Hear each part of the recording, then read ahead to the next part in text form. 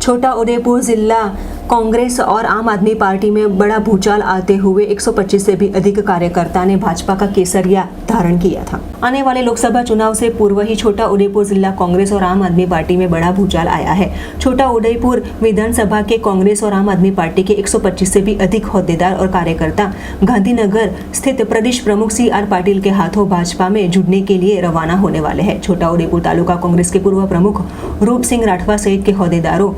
भाजपा में जुड़ते हुए अब एक बार फिर आम आदमी पार्टी और कांग्रेस में भाजपा का केसरिया लहराने वाला है। ऐसे में भारी तादाद में कांग्रेस और आम आदमी पार्टी के होद्देदार भाजपा में जुड़ने के लिए रवाना हुए थे।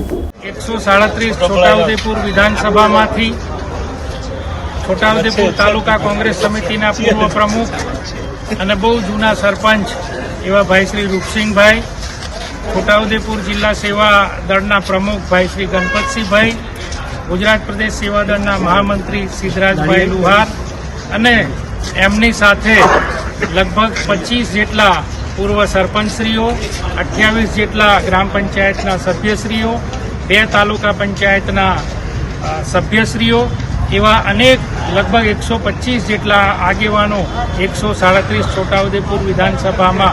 કોંગ્રેસને રામ રામ કરી અને ભારતીય जनता પાર્ટીમાં आदरणीय नरेन्द्रभाई मोदी साहेबनी विचारधारामां अने त्रीजी वार एमने आ देशना वडाप्रधान बनाववा माटे